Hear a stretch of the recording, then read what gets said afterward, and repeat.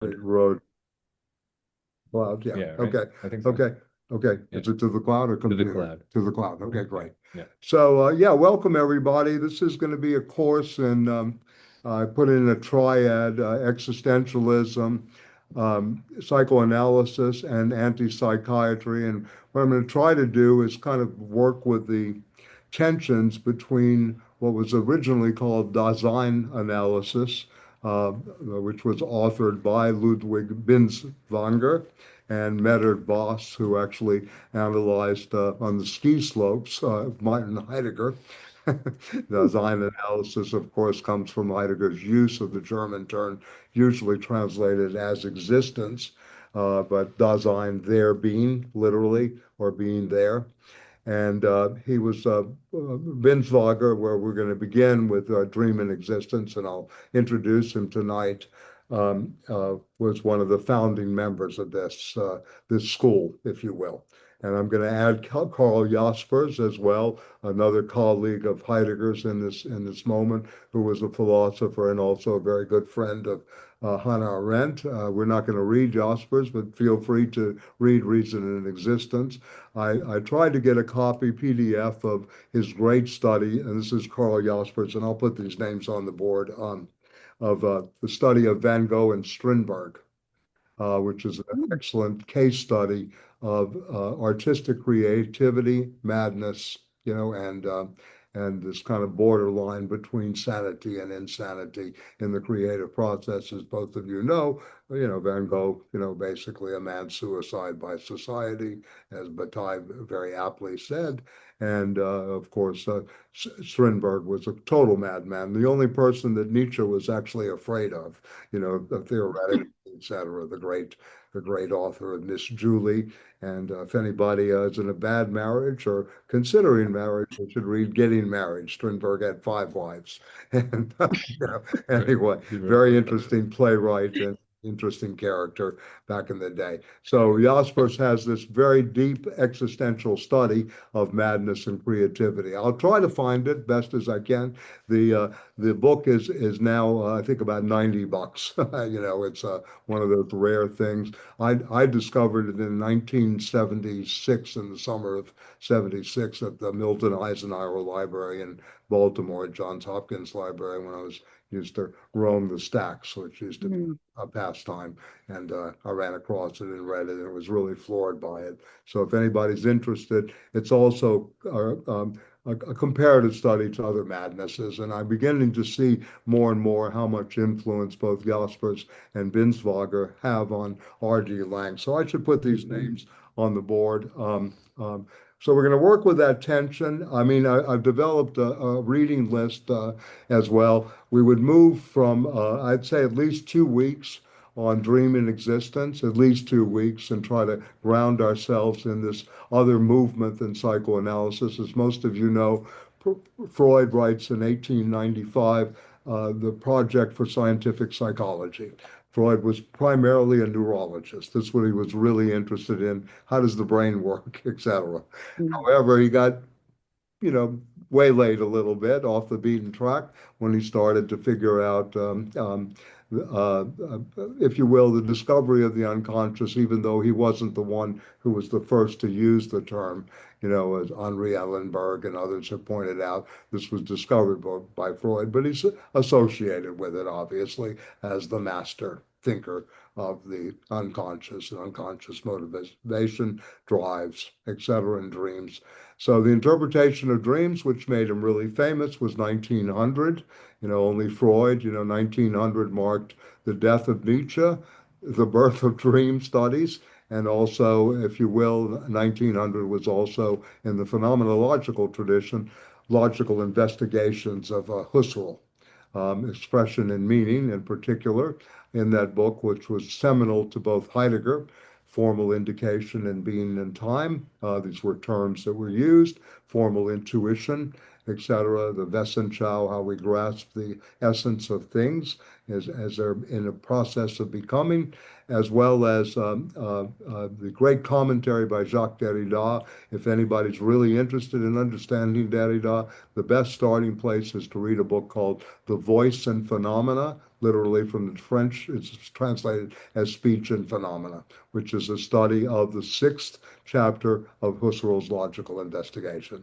In fact, Derrida said authoritatively in statement that all of his philosophical project was a working out of that problem between indicative meaning and expressive meaning, or signs, in a sense, as going forward. So anyway, that'll be one moment. We'll be trying to work in a parallel fashion. I don't want to disrespect psychoanalysis or Freudian psychoanalysis through phenomenological approaches to pathology, nor do I want to disrespect the phenomenologists by that they're in a kind of worlding world and they don't really look at libido as actively as Dr. Freud and company, right? So in a way, I know a lot about the history of the psychoanalytic movement and my own experience. I used to go to rounds. I had, in my 20s, I was a bad kid, so to speak, or a bad, so of course they said, we'll send him to a psychoanalyst, send him to a psychiatrist. And my mother's comment, I don't care what kind of communist he is. I want a healthy communist. That's what she told the analyst. So I have a background with Marx and Freud together that goes into the familial domain. So anyway, the other readings I'd like to do, I was thinking 1914, maybe I'll put these on the board. We would begin with, again, Dream and Existence. The Binswanger text, but Foucault's work on dream, imagination, and existence. And this will become a crucial term, imagination and existence, which is the commentary. And I don't know if you had a chance to read it tonight, but I did find the PDF of that, and hopefully we can find the PDF of everything. So this is Ludwig Binswanger, Swiss German, right? Who was a very active friend of Freud. I think their correspondence was from 1907 to Freud's death, later last year on the planet, 1938. They had a 31-year correspondence between each other. Very, very, I have not read all the correspondence, snippets of it. I did put one at the top, that Freud said it'll take 300 years maybe to settle our disputes, he said, between Binswanger and Freud. And I'll try to map that out when we get to Freud so we have a better understanding. But Binswanger really believed in value and world as central to pathology versus that of drives and libidinal energies, right, in a sense. He had a very different notion of healing and therapeutic practice. So we're going to go through this.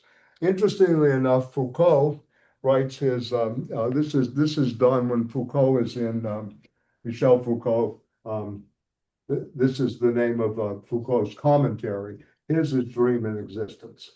And I know I've talked about this, but some people know this from listening in these seminars, that Binswanger, the dream is 1930, it's written up, right? It is the dream of Abby Warburg.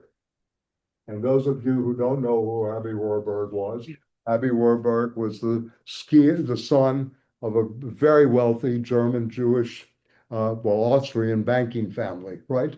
In the turn of the century and going forward. As part of that special group. At 13, he made a pact with his brother. You take care of the money and I want books. And this is the true story. And this little 13-year-old story morphed into the construction of the famous, and if you're in London and you have connections, and give me a call.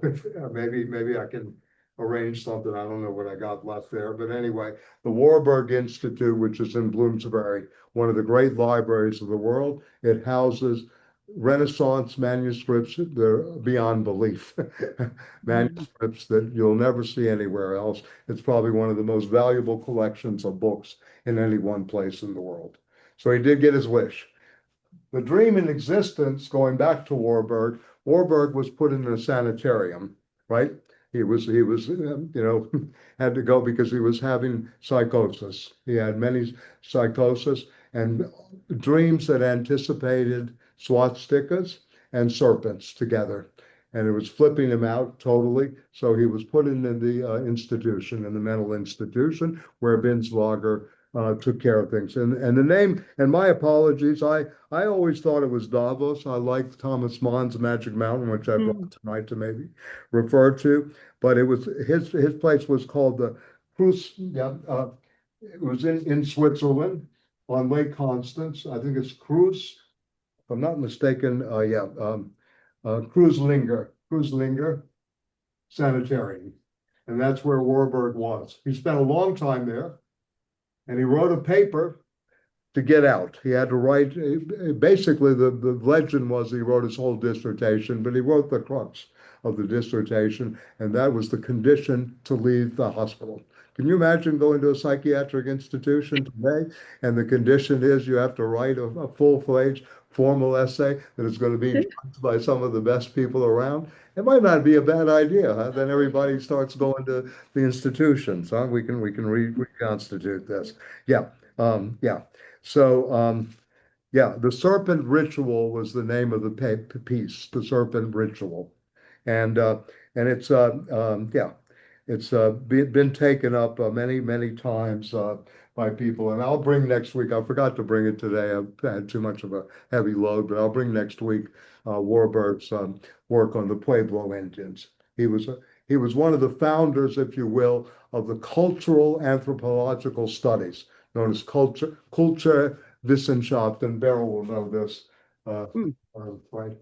The Kultur and Badlik Wissenschaften. Yeah.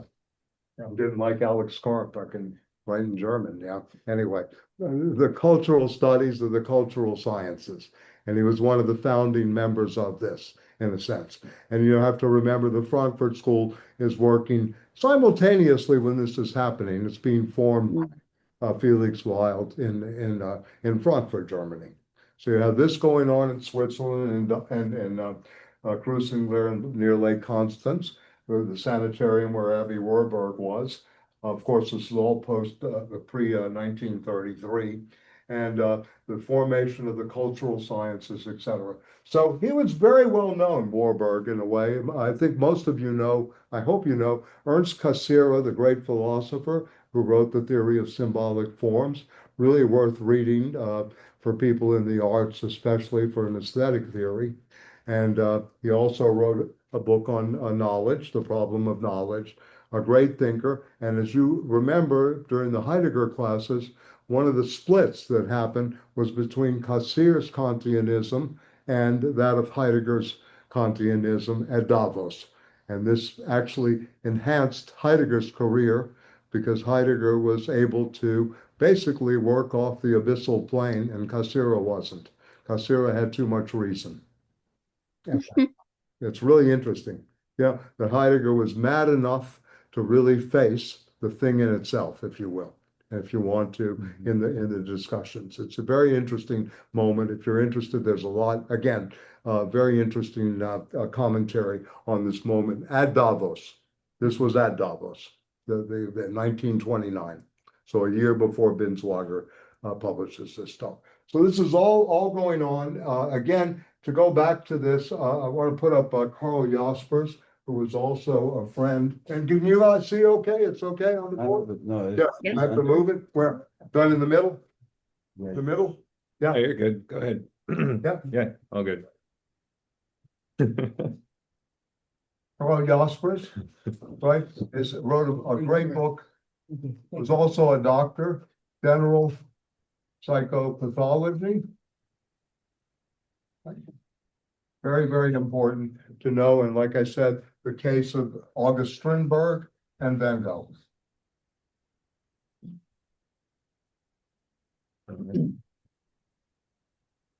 We begin to have these studies that are coming up about artists, right? And he actually works on this with Swedenborg and also Hölderlin, Friedrich Hölderlin, the German poet. So Hölderlin becomes kind of an icon, as does Nietzsche, for the our time, really, in a way. Van Gogh and Foucault in his Madness book says these are the signposts for our time.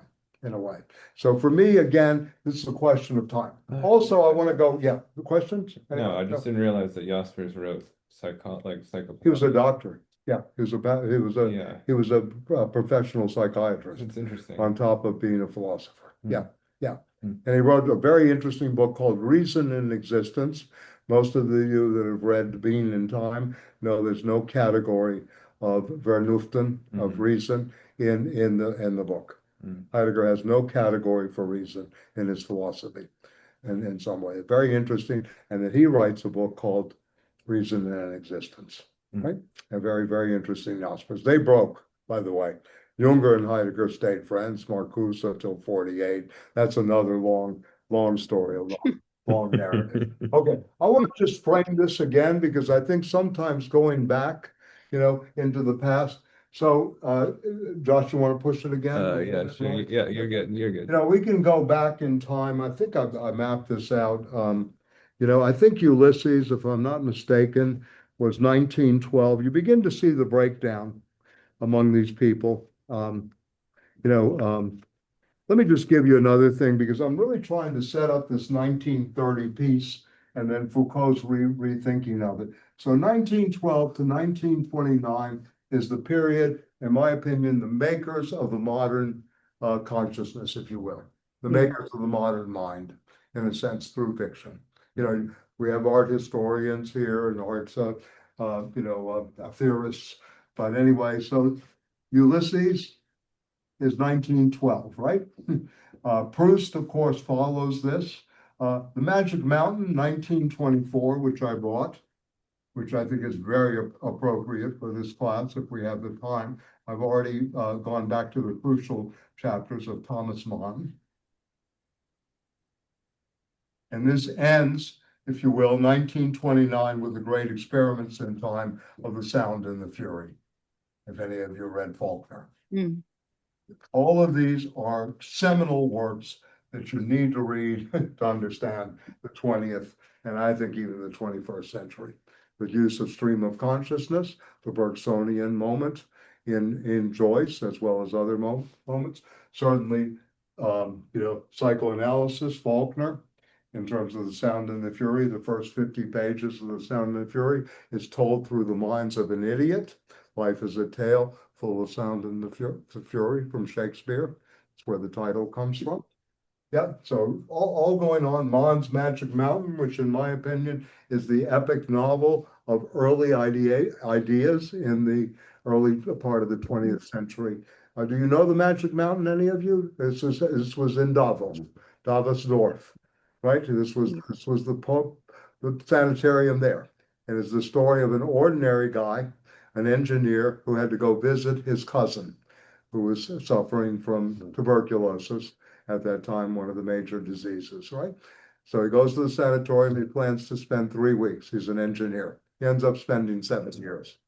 He meets two major characters, Settembrini, Ludovico Settembrini, who is representative of the humanist tradition and the tradition of reason in philosophy, and Nafta, the Marxist semi-Jesuit together, and these begins a real battle of ideas and the attempt to control, if you will, or influence Hans Gartorf's mind as it goes through the Magic Mountain. So there's this thing of ideas as well as a moment, of course, of the Wind from the East, Claudia Charcot, the Russian woman. So this is a novel, really, it's dense. It's I'm not saying we read all of it, but I'll mention several chapters that are very good for our purposes here. If you have the time, chapter 5, encyclopedia, chapter 6, spiritual operations, Snow, which is one of the great chapters of where the Apollonian and Dionysian, the Nietzschean distinction in Greek tragedy takes place and plays out, and then the great petulance and the ending, the thunderbolt. 5, 6. Yeah, chapter 5, and it's encyclopedia is the thing. In the new translation, it's 233 to 246. Chapter 6, spiritual operations, 452. 432 to 459, and then Snow 460. And then in chapter 7, The Great Petulance 672 through 695, and then the end, which is the thunderbolt of that chapter. It begins on 696. In the new translation, which is very good, Woods is the new translation. Yeah, that's the one to get. This is a classic, again, to me. And this is before his, I don't know if you know Thomas Mann. I would figure some of you do. We're an educated group. So anyway, Thomas Mann, of course, was the writer also of The Confessions of Felix Krull, Confidence Man, of which you can see a lot of the influence on Fritz Lang's great film M, and of course the Dr. Mabuse series. Very interesting how that was influenced also his brother, Heinrich Mann, who wrote The Blue Angel, right? That was his brother. That's true. Yeah. And then Klaus Mann. Three brothers came from a very wealthy, again, German family who were senators in Germany, who migrated to Pacific Palisades, met Adorno, by the way, and wrote Dr. Faustus, with Adorno being the musical advisor, which is the story very much of the pathological, the injection of syphilis, right, to make one more creative. Very interesting premise that works in this book. It's crazy, right? But anyway, they used to do this so they could enhance the creativity. That syphilis somehow made you see clearer, made you more creative. Yeah, this was a notion, just like TB, the romantic disease of the 19th century. You weren't an artist unless you had TB. Certain way. It's kind of true. I mean, I know it's glib, but it's not true. Anyway, to go back here, so you have Ulysses, and in between, of course, is Proust. So you have Joyce, and I would title this, Ulysses and the breakdown of liberal capitalism. This is happening very early, the experiment with time. One day in the life of Leopold Boom in Dublin, right? Very interesting how liberal capitalism is taken on in one day in the life of this person. The Odyssey is condensed from 20 years to one day in modern and Dublin. Very, very interesting, three main characters, Leopold, Stephen Dedalus, and Molly Bloom's soliloquy, very early, I guess, liberation tract, Molly Bloom. And then, of course, you have this, and then, of course, the Magic Mountain, the sanitarium, and, how people, the contemplative life took over, right? Where after World War I, after the Bolshevik Revolution, and many of these ideas are playing out in the Magic Mountain. Then, of course, in between here is Proust, and the 7 volumes, beginning with Swann's Way. I won't go through all of them, but Swann's Way was the first to come out, 7 volumes. This was over a period, I think, of at least 9-10 years. It was serialized, the Germanti Way, in Search of Lost Time, the past recaptured, all of these things. So anyway, Proust is also there in terms of time and memory. And for those of you interested in this, Marcel Proust's uncle was Henri Bergson. Yeah, another French Jewish thing. Yeah, true. Time and memory and simultaneity, all at work. And he wrote this in a court-filled room. So you begin to have these experiments in time, narrative, breakdown, all of these things at once. And, it's all situated, if you will, in the beginning, if you will, of the scramble for Africa, 1896, of the capitalists, of course, if you want to read parallel to upsurges in the Third World. Also, of course, World War I, the Bolshevik Revolution, reshaping the birth of monopoly capitalism, vertical and horizontal text. All this is going on. So no wonder people are going crazy, today, in a different way, in a sense, because this is all happening, but the artistic achievements are magnificent, right? Yeah, magnificent going on. So realism has not really hit the scene yet, because the experiments with time and stuff is happening before. You begin to have a surrealist upsurge much later. Breton writes the manifestos of surrealism. Lacan's relationship to this, again, Lacan comes of age, 1932, is Lacan's moment, if you will, when he publishes his dissertation on the paranoid personality. And this is a reading of the Papin sisters. The Papin sisters were two maids who killed their mistress. And Lacan goes through all kinds of identification and paranoiac from a Freudian perspective. It has not been translated, unfortunately. But if you want, I'll bring you the French edition and show you the cover's phenomenal. And of course, most of you probably know Jean Genet wrote the play, The Maids, about this, about Solange, who became a major figure in French, thinking, after that. So Lacan in 1932. So you begin to see the shaping. Freud, of course, by this time is hitting 1930. He begins his meta-psychological journey, if you will. Totem and Taboo is 1914. You could read it alongside Ulysses, right? His Totem and Taboo. Maybe the first of his real cultural sciences, if you will, like the cultural sciences that Binswanger helps define in 1914. To my mind, this is the killing of Carl Jung, a symbolic killing of Jung and Jung's presence in the collective unconscious. Also, 1914 is a text we're going to read on narcissism because I think it's very relevant today, in a way, how this has been taken up and how it's been rewritten and rethought in the tradition. 100 years ago, we still talk, he's a narcissist, Trump's a narcissist, et cetera, et cetera. So we'll read this hopefully with some depth. But Freud he begins at this time, later with the metapsychological works, which are The Future of an Illusion, the book on religion, Civilization and Discontent, Great Moses and Monotheism, which I'm reading in the light of Edward Said's Freud and the Non-European. I recommend this book very well if you know Moses and Monotheism. And Stokely Carmichael, Kwame Touré's reflections on it, which are phenomenal. By the way, I think it's on YouTube, his lecture. Stokely became Kwame Touré, extremely gifted thinker about this. Of course, then the later studies, Freud did aesthetics, of course, Da Vinci, Jensen's Radita, et cetera, and Dostoevsky on parasite. So anyway, you have this wealth of, plethora, if you will, and I'm not even gone to the Russian side yet.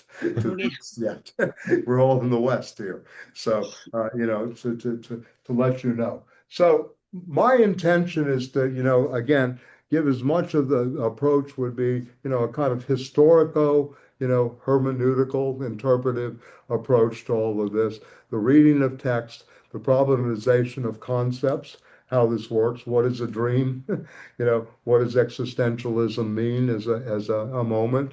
Again, in my history, the same year I read Van Gogh and Strindberg. Actually a year earlier, I went to a seminar on existentialism. I was floored, when I did first time I learned about this philosophical, it's a movement like phenomenology. These are movements. These are not, just, categories or movements that are essentialized or can be essentialized in a sense. This is the stuff that goes on. You can read Kierkegaard existentially, even though he predates and is considered one of the fathers of existentialism.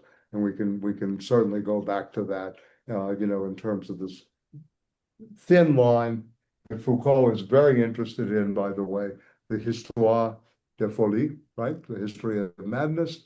He is very interested in this from an early age. Foucault himself was a deviant, right? In terms of normative strategies.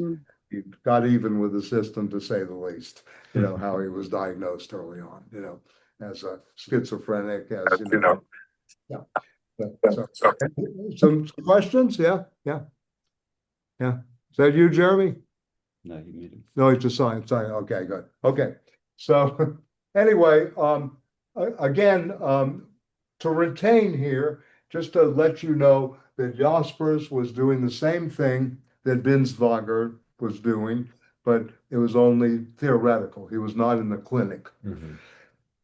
Binswanger is actually the head of a clinic, right? So you have a clinical practice that Foucault is very interested in. And by the way, Foucault's first book, published book, was Mental Illness and Psychology. After that, that grew into, if you will, Madness and Civilization, as they translated, but really History of Madness.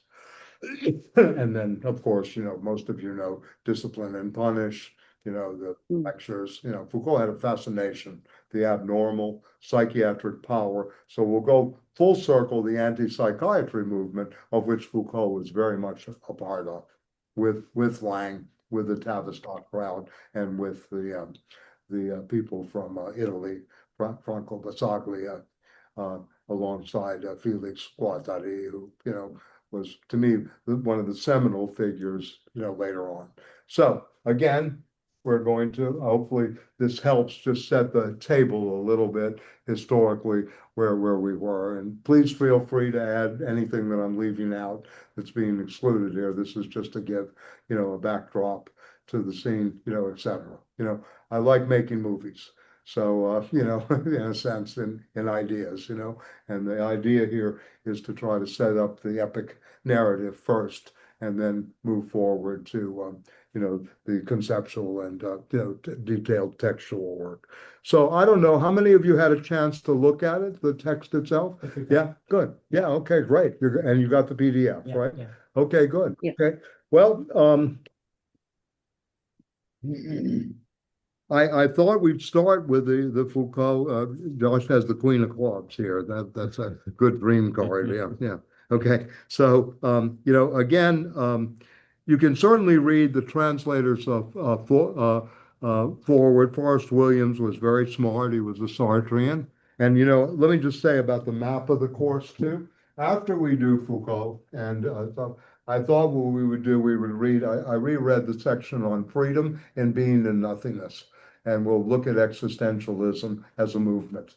And then I'm going to give you a small section of existential psychoanalysis, because this is important to see what he's doing, with freedom and why Laing and Cooper, R.D. Laing and David Cooper, founded this kind of anti-psychiatry movement, back in the day. And anyway, the Sartre is very interesting on what freedom is and how does it work, right? So I'm going to assign the sections of bad faith and freedom in doing in Sartre, and then we can go on to, back to Freud on narcissism and start problematizing, if you will, the difference between psychoanalysis and phenomenological approaches to pathology, and secondly, evolve Daseinsanalysis as a substitute for, again, or a complement, if you will, to the psychoanalytic framework, right?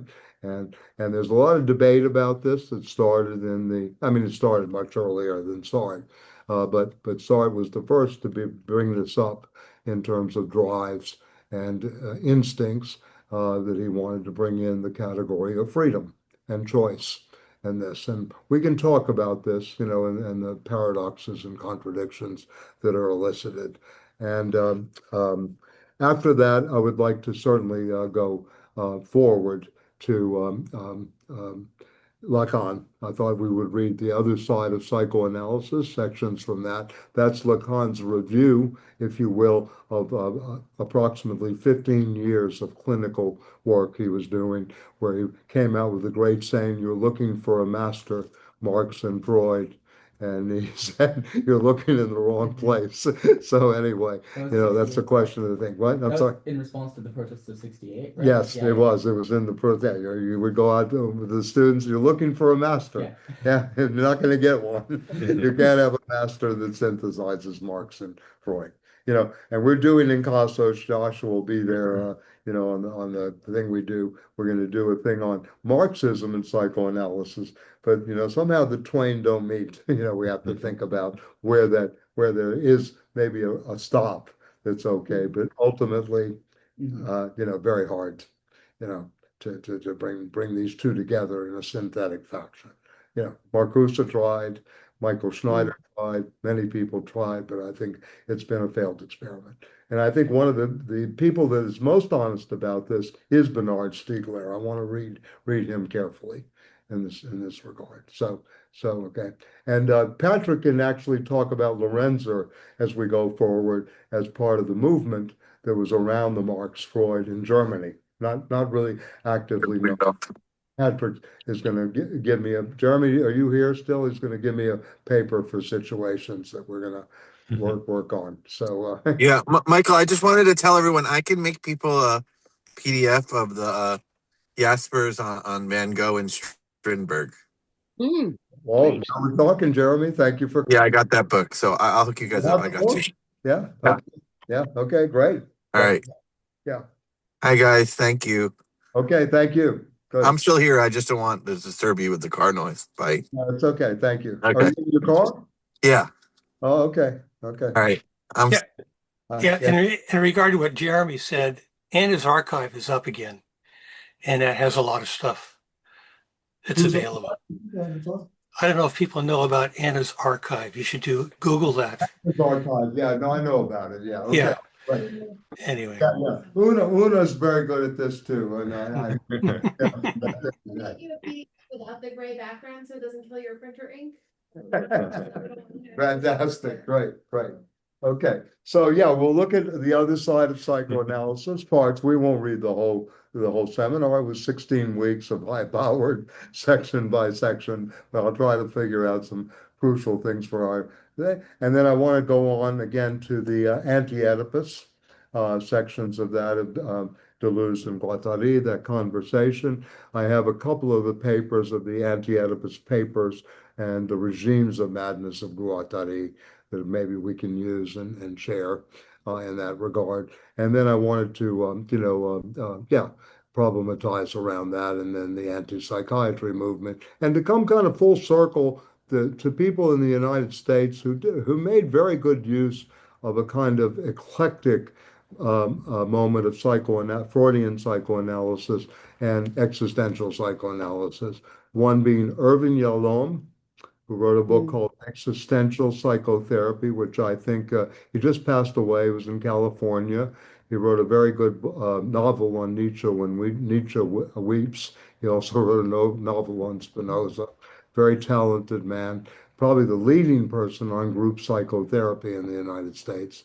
So Yalom's book, Existential Psychoanalysis, and then, of course, Joe Covell's The Age of Desire, in which case studies, and we can talk about that. Jeremy and I probably know a couple of the case studies in that book, so we won't name names, but we'll use HK or LG or something like that, right? Anyway, so so I would want to come kind of full circle to this again. For me, my own thinking is that we take whatever we can get. I'm interested in the best drugs. And I like taking what's best from all of these little great minds here in a way. Yeah, and the influence again of philosophy on psychoanalysis and on of course the anti-psychiatry movement is very important to me. Yeah, very important, especially what is considered in the United States existentialism, but it's not really existentialism. It's a kind of Heideggerian, Sartrean, Derridian moment that is, taken hold. And I think Foucault understands that as well as anybody. Foucault is a Nietzschean. All this attempt to bring Foucault and Marx together is, again, I think ill-founded. So anyway, I'm not again, I think it's just ill-founded. Yeah, they're laughing because we know people who try this. Yeah, anyway. With you, Michael. With all due respect. Yeah. So despite Foucault. Shots fired. What happened? I'm sorry? Shots fired, he said. Yeah. Oh, okay. Yeah. All right. So anyway, maybe we can start with this, the problems. Foucault's 28 years old when he writes this. Keep this in mind. Wow. I mean, it's incredibly impressive. Yes, it is. 1953 to 1955. It's not easy being the deviant. I mean, it's insane. Yeah. I know. It's what beautiful. he does here is crazy. Yes. Yeah. And you can see the influences Yeah. too. Well, I mean, it's that's amazing. the thing. That's, You know, Michel Foucault got kicked out of the Communist Party hmm. and then left because of two reasons. One, there was no affirmation of homosexuality. Mhm. I mean, that may have been one personal, but on the other hand, the other reason was they had Heidegger on the blacklist. You couldn't read Heidegger and discuss. So this gave Foucault a tremendous thing. I mean, I've talked about this before. I've talked about it actively. I should write this up because I really think Heidegger's, fundamental ontology Mhm. is absolutely responsible for Foucault's archaeological. Without that, we have nothing of Foucault. You wanted to say? Sorry, Please. No, it's okay. I mean, it's all right. Well, Yeah, he please. writes like the destruction of Western ontology, right? Yes, And so yes. it's always like very historicist, and that's in the background Yes. of Foucault the entire time. And Yes. like the way that we orient ourselves towards Right. being shapes Right, how it manifests itself as well. right, right. No, good. Yeah. No, very much so. Listen, again, with all due respect to Heidegger's political, idiocy, I could call it, Yeah. and say, and an inability to apologize. On the other hand, this was some mind at work, and we have to respect it in a lot of ways. It's no easy task to rewrite the history of ontology. And that was, he wanted to rewrite Western ontology. It's Greek. It speaks Greek. It doesn't speak Hebrew. It doesn't speak, Arabic. It speaks Greek, right? The ontology, but still, that's where he is. That's the German and the Greek together in in many ways.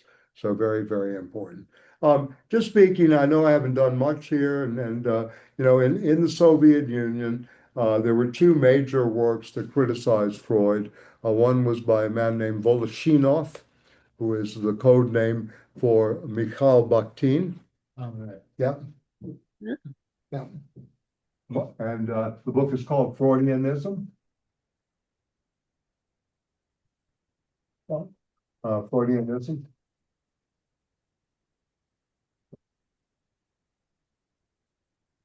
And the other one is, of course, is by Vygotsky.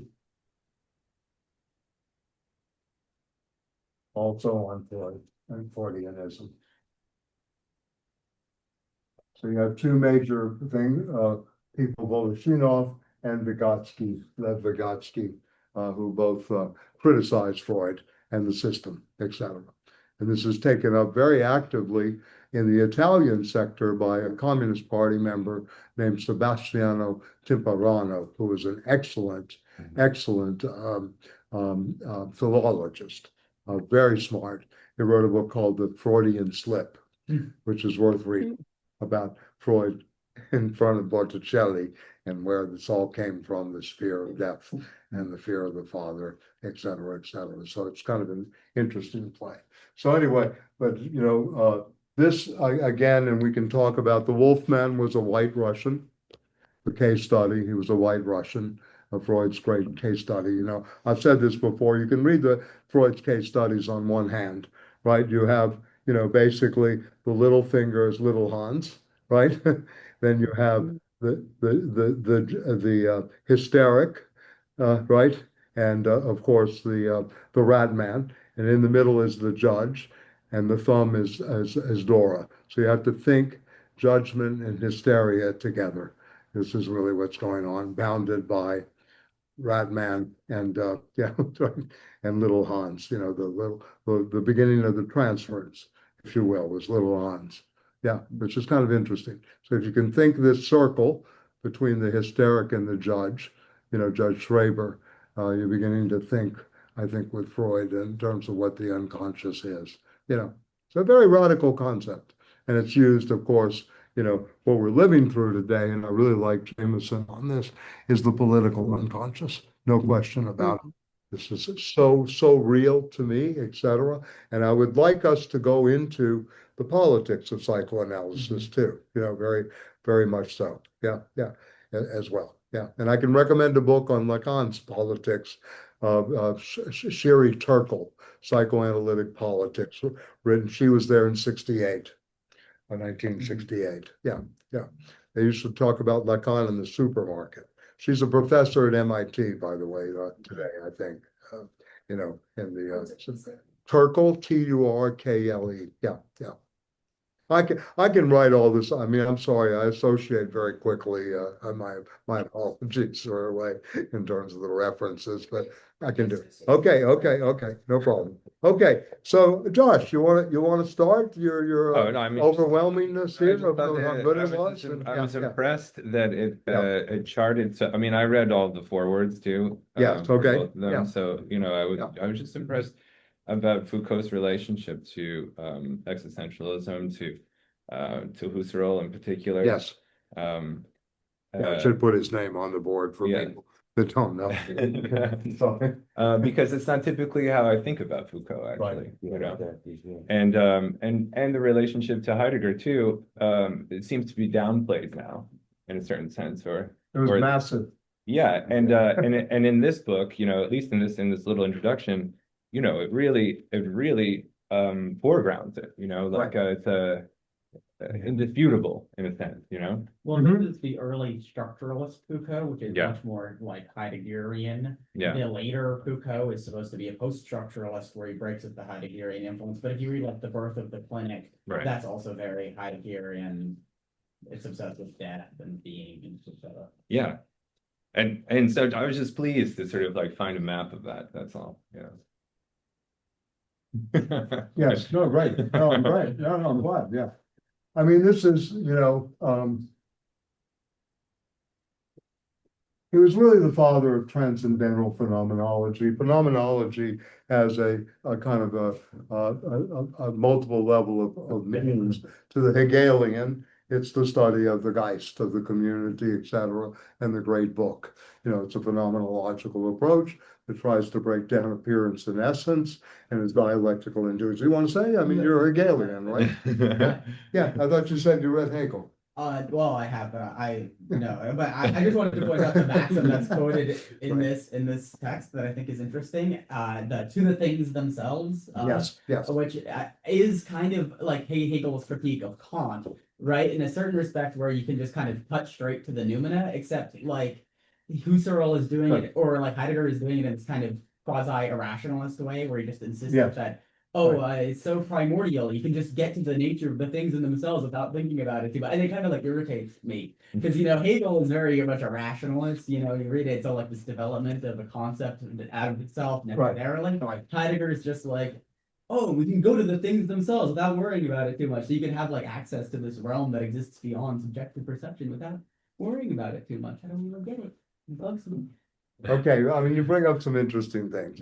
The motto, the battle cry, for Freud, the battle cry, Vora est was ich werden. Where it was, I shall become. That's the thing. Where there was id, there shall be ego is the normal translation. But really, in German, it's much more powerful. Wo est war, where it was, right? I shall become, right? And this was Freud's battle cry about making the unconscious conscious, if you will. One of the major tasks of psychoanalytic therapy, obviously. In Husserl's sense, to the things themselves, right? And the emphasis is on the things, as you rightly pointed out, right? And in this way, it's not the things themselves, but it's the moment of what we call Wesenschauen, right? The intuition of essences, right? But Wesen in German is a becoming essence. It's like the essence we think about. And it opens up the possibility of existence preceding essence in the Sartrean capacity, because this is what they're really saying. It is the existence of the things that are becoming before we essentialize, categorize, and conceptualize. So it's very anti-Aristotelian in terms of the essence, etc. Very anti-Kantian too, that you pointed out. So the thing in itself, and going back to what I mentioned earlier, the debate, by the way, between Cassirer and Heidegger in Davos was about this.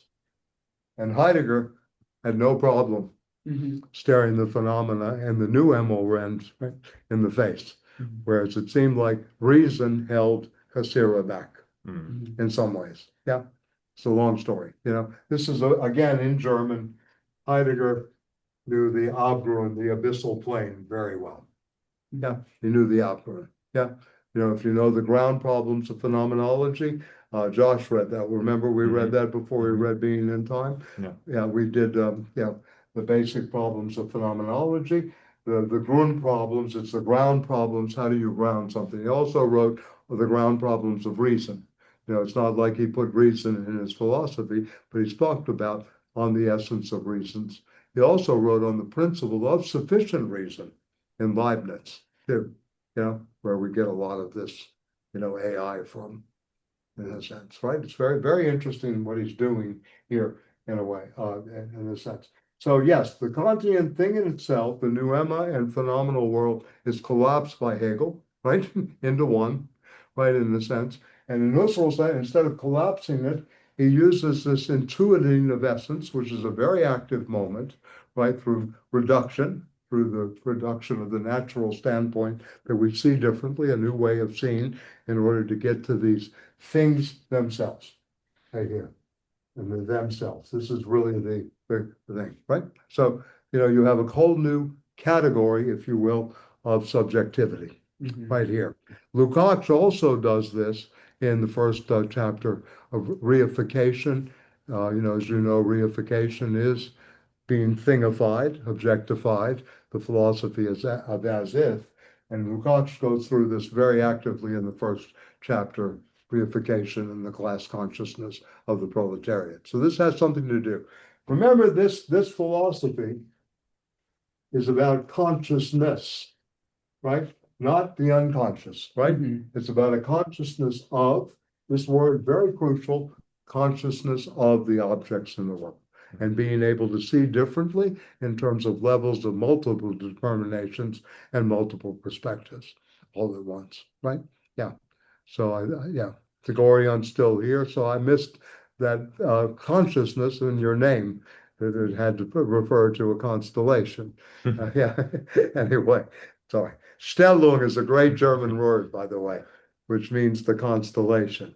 It works. This is a great moment in Walter Benjamin, the constellations that they do, and blowing open. This is a war machine, on so many fronts. I mean, this is, I guess, what is interesting, not in the literal sense as we take this up in today's world about the Pentagon and the budgets in Iran and, wherever, Ukraine, et cetera, but a war machine in terms of thought, right? Thought is a war machine in a way. And they really are on to stuff here, and so this is transcendental phenomenology, the establishment of something called the transcendental ego, the egological realm. So there are many, many realms to this. I mean, I always suggest, he's not taught anymore. Phenomenology is not offered hardly at all, certainly in phenomenology and philosophy departments. But I had a very rich experience, my own stuff. I think I still have notes. I took a seminar in '77 on descriptive phenomenology with a phenomenologist. It was excellent. I mean, you go through this kind of language. It's very Greek, in terms of types of reduction, that are happening, how we get to produce phenomena. It really opens up a very powerful way of thinking. And it's a thinking of consciousness. Sartre really took this up too. Sartre's relationship, this is a funny story. He's sitting with his friend Raymond Aron in a cafe in Paris, right, 1932. And Raymond Aron says, "You see this cup of coffee? You can do philosophy over this cup of coffee." So he starts showing him ways of perceiving the cup differently, the coffee itself, all this. So Sartre applied to go to Germany, and he started to work with Edmund Husserl. This is the beginning of Jean-Paul Sartre's career in terms of phenomenology, and maybe the background to nausea, to La Nausée, right, to the right of that great book. Yeah. So very interesting, and you see this in Being in Time. He wrote texts, going back, as Josh was mentioning, the existential background of Foucault. Sartre wrote The Psychology of Imagination and The Transcendence of the Ego and the Imagination. 3 studies he wrote. Yeah. One was under the influence of mescaline. But anyway, because that was a drug that they liked back in that day. He and Merleau-Ponty took mescaline, primacy of perception. Yeah, we'll do a class after a little mescaline pass around. Indeed, yeah, we can play, Carlos Castaneda in Cruz and Guattari until they realized he hyped up all the research later. Castaneda didn't have the same currency today that he had back in the late 60s and early 70s. So anyway, yeah, I know, great, John. So Edmund Husserl is worth knowing as, again, a central figure. Again, philosophy had become very boring. You had the left and the right wing Hegelians. Of course, the left wing Hegelians is Marx, Feuerbach, and Marx. And, there was a whole tradition that was always going through the Hegelian Marxism. Husserl came along later, right, to put philosophy back on its feet, so to speak, in a different way in terms of the subject matter. We have to deal with this. We can't just live in this universe of abstractions. So it was really a science of the concrete again, how we get to concretization. And people forget this in Marx too, in the dialectical method, that the procedure is much more from the abstract to the concrete. You don't begin with concrete with Marx, you begin with a commodity. One of the most abstract things of all, right? Yeah. To get to the concrete, etc. So yeah. So very, very interesting. And I know socially you like this term species being. They're also going through this too with consciousness. It's another area that, in terms of the language that's happening at that period in the 19th century. So Husserl died in, I think, 1937 or 38, The Crisis of European Sciences being his last great book.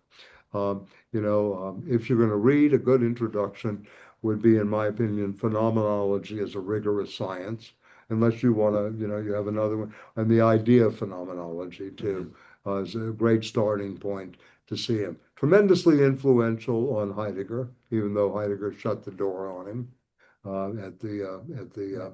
when he was determined to be a rector. It's a very, very sad story, right? But important to remember that this person is also behind Foucault, this phenomenological method. This was very, very crucial. And the great synthesizers, Sean, for your purposes, and maybe others here, and certainly for mine, was Tran Vác Tô, the Vietnamese philosopher, who wrote a great book, very hard to get to. I'm sure Una can find it, or Jeremy, or our expert, called Phenomenology and Dialectical Materialism, Tran Vác Tô.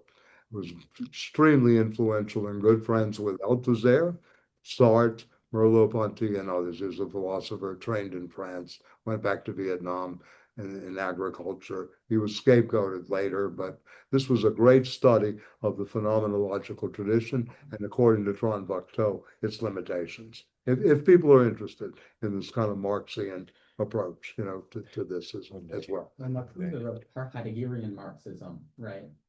Well, he's considered a Heideggerian Marxist, but he didn't write a book on Heideggerian Marxism. Marcuse What do you mean? He wrote on historicity.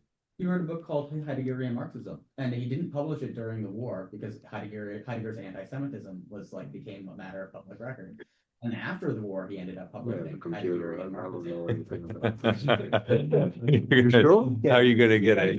You'll have to check that out later. I'll check it out later. Okay, yeah, a cup of coffee. Okay, all right, no problem. I'll take up the challenge. It's okay. I don't mind. I'll be there. I'll bring it. You bring it. Yeah, Okay, I'd like to see this. You sure it's not just under the category Heideggerian? No, it's called Marxism? Heideggerian Marxism. Okay, because he wrote his dissertation under Heidegger, didn't finish it. Heidegger didn't, supposedly the idea didn't want to work with a quote unquote Jew at that time. So Heidegger kept it, the concept of historicity that was published many years later. And, but yeah, tremendously influenced by Heidegger. But, but Heideggerian Marxism refers to many, many categories. Kostas Axelos. When was it published? After he died. After he died. Yeah. In what capacity? A collection of early essays. Really? Okay. Okay, I'll look it up. Bring it in. I really appreciate it. I'll buy you a cup of coffee. Just to take a look at it. I'm sorry. Yeah. Anyway, I didn't know he wrote such a thing. Yeah. It would have been collected It's a collective. after, but how publishers do that sometimes. I think it's a pretty recent thing too. Yeah. I think I bought that book. Publishers will do that. They did this with Yeah. You mean it's a collated work of essays on Heideggerian Marxism, exactly, or is yeah. it Marcuse on It's a collective, the first It's one. essays by Marcuse that have to do with Heidegger. Oh, okay, I got you there. Okay, bring it in though. I'd still like to see it. I understand that. I didn't think you wrote a book called Heideggerian Marxism. But anyway, my apologies. Yeah, I mean, the great Heideggerian Marxism to me is basically two people. One is Alexander Kojève, Lacan's master in terms of presentation and style and et cetera. And in my opinion, probably one of the smartest people in the century. You know, unbelievable, this monster. You know, and then secondly of all, the Kostas Axelos, the Greek philosopher. Also, Michael the samurai. Don't forget the samurai. Yeah, the samurai are there too. Yes, I agree. No, not the samurai writ large. Who was the Heideggerian Marxist Japanese philosopher who was also in the direct lineage of the samurai? And wasn't he the one who wrote about religion? Is it Karatani? Oh yeah, I know. You know, No, not Karatani. no, you're talking about the religious thinker. Yeah, it'll come to me. I'm sorry. Yeah, Yeah, he was a Heideggerian Marxist. Religion and Nothingness is the Yeah. title of the book. Yeah, I forgot. Yeah, I think it's yeah. It begins with an N. I'm sorry. Yeah. Okay, no, you're right. Yeah, so there's a Japanese strain of this too. But let's get back to Foucault, and this is all over, as usual. The thing that I like the best about all this philosophy in terms of a narrative is you can deal with the three H's, right? Hegel, Husserl, and Heidegger.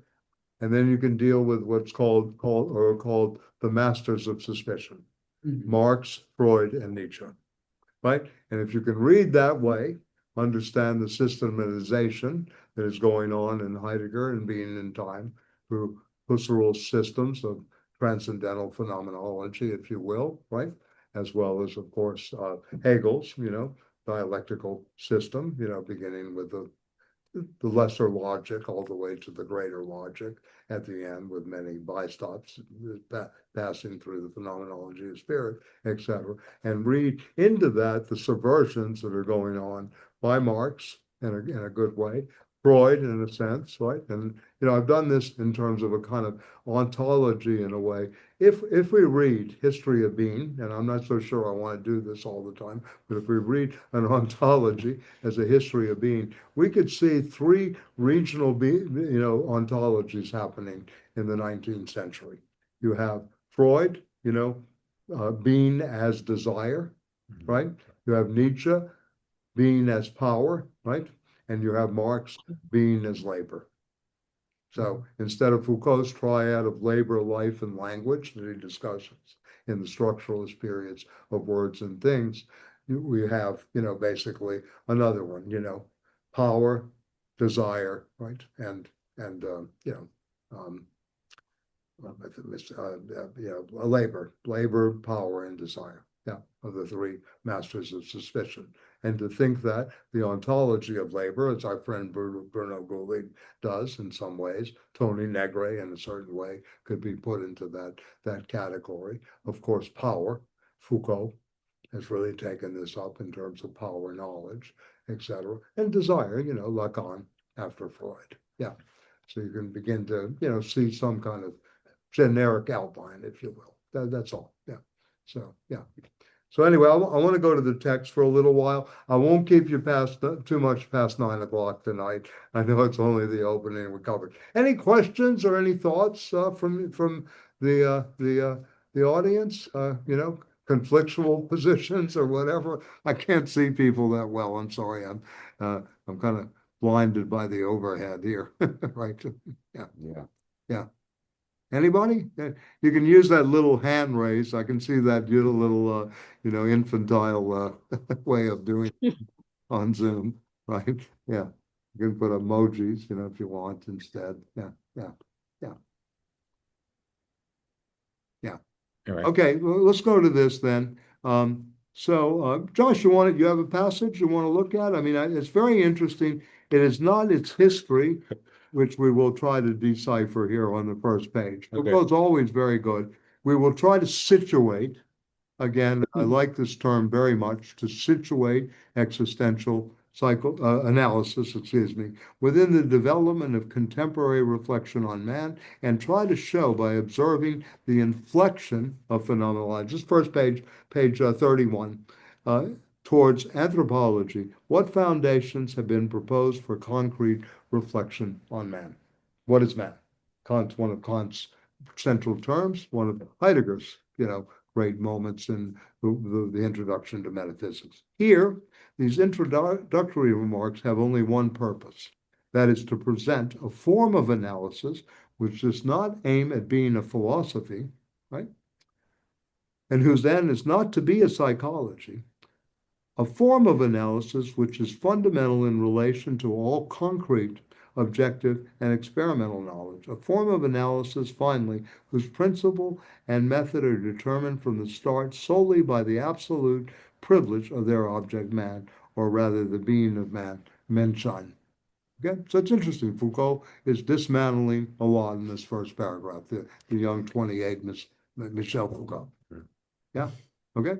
So the working discussions. He never Yeah. stopped. What did he say? He never stopped. Never So stopped. he's No, not no, going never when stopped. He never stopped doing that. I remember when he came to New York, and what was her name? The woman who did the work, Natalie Zayon Davis, who did this wonderful book on the return of Martin Guerre. Do you know that study, Beryl? That's a beautiful study by her, The Return of Martin Guerre, kind of the reconstruction of a medieval moment. The movie was made, with Right. I saw the movie, yeah. Gerard Depardieu and Dominique Sanda. A great line by Dominique Sanda, "I've learned to dominate my pain." It was a great line in the film. I remember vividly when she said this. Anyway, but anyway, so she said she was with Foucault. He came to New York and he gets carrying a big bag. And she said, "Are you going to schlep that around?" And of course, as the Frenchman, he says, "Schlep?" And once they described schlep, he went to town after that. Yeah, part of the problem, he died too early. He was going to come to the New School, which would have been great. The famous story of his visit to New York, where he walks into a busy city street and he goes, "Now this is civilization." Yes, that's another story. Yeah, there are many stories of Foucault in New York and in California too, unfortunately, in the bathhouses. Yeah. Okay. So the working dimensions of anthropology. So you see where Foucault is really trying to go here is philosophical anthropology early on. This is a Kantian problematic. For those of you philosophically like you are, Gabriel, philosophically attuned here, can thereby be circumscribed, right? It is an undertaking which opposes anthropology to any type of psychological positivism. So you begin to see the antagonisms going, right? Claiming to exhaust the significant content of man by the reductive concept of homo natura, right? Very important, because we have all this talk of naturalism today. And later in this text, I don't know if you noticed, there's a section on Spinoza. And maybe next week we can go more into depth on that, right? It relocates anthropology. And Nuna, didn't you take some anthropology? Didn't you study anthropology, right?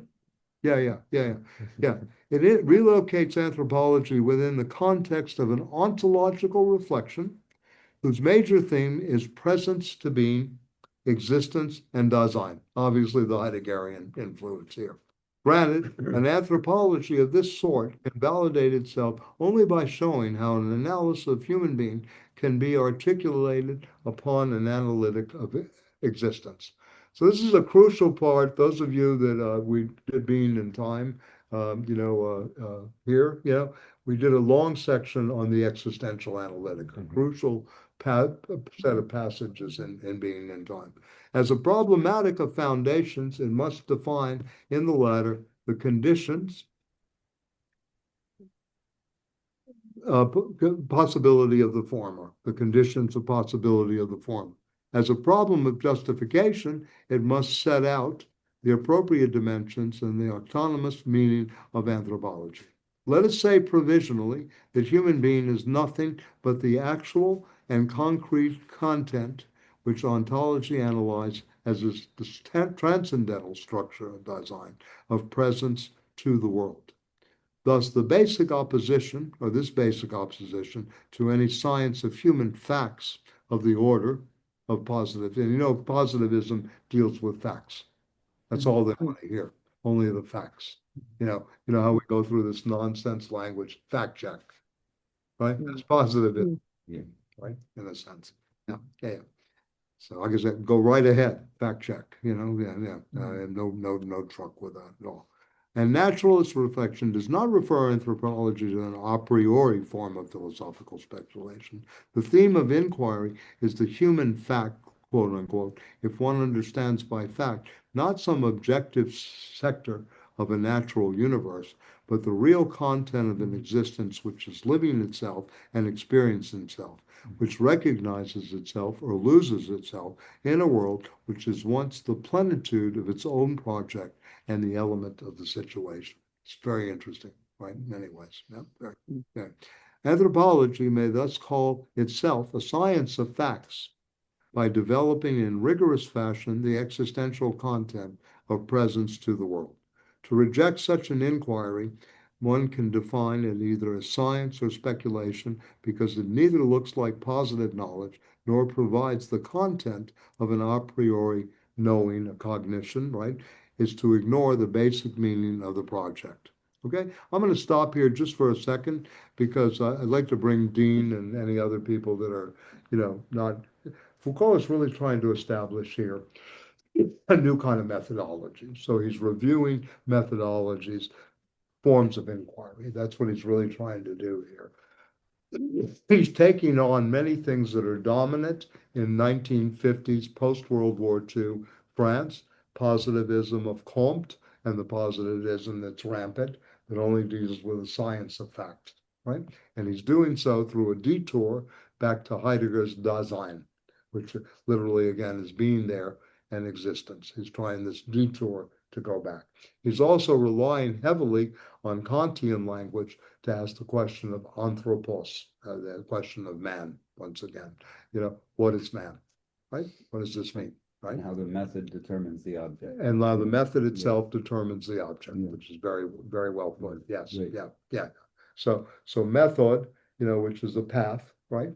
Yeah, there's a method to cooking, of course. You can take different paths, right, etc. But anyway, literally means a path, the method. So he's really trying to, again, map out early on in his introduction here, the method he's going to employ and why he's going to do it in an analysis just of a dream. What is a dream? What does it mean to exist in a dream? What does a dream have to do with existence and what imagination is operative? So he's taken on many, many levels here. Again, I want to emphasize this French academic system post-World War II, there's nothing like it since then. Nothing like it, the way these people were educated. It's unbelievable, their teachers, what they had. Yeah. It's unbelievable, the level of inquiry that was going on and the struggle. They're not afraid of the struggle of methodologies. Go to these stupid academic meetings today, and all you hear about, oh, let's be friends. No, don't be polemical. Please, no, be civil, Yeah, you're out there. Yeah, I saw someone I haven't talked to in 10 years. Can we bury the hatchet? Called me out when I was coming over to get this room today. I said, okay, well, what do you mean bury the hatchet? I haven't been harassing you or stalking you in a sense. So anyway, all to say. All right, so let me go back. So do you kind of, he's trying to lay this out in a sense. This is a 28-year-old, highly educated. In this is done when he's in the University of Uppsala in Sweden. He's very interested in mental illness, psychology, and he's very interested in what was behind this going forward. Very interested. I mean, he's focused on this through personal reasons too, subjective reasons. But he's able to, not bring that in. He doesn't say, I was this kind of kid when I was, all this. Very, very scholarly, to the point, but I think very, very on point again. So anyway, it has seemed to us worthwhile to follow for a moment this path of reflection, right? This way of reflecting, right? And to see whether the reality of man may not prove to be accessible only outside any distinction between the philosophical and the psychological. So again, we have the battle of the disciplines, something we'll be doing in this class, if you will, in this seminar. I hope it will come to some kind of battle that we can see between the philosophical, the psychoanalytic, and the psychological, all going on, right? Whether man, in his forms of existence, may not only be the only means of getting to man, right? This is again a question. I'll read it again. Whether man in his forms of existence, the forms we take on, may not be the only means of getting to man. It's crazy, yeah, right? But smart crazy, really smart crazy. Yeah, one way. By the way, he wrote a piece in which he said, man is an invention of recent day and one nearing its end.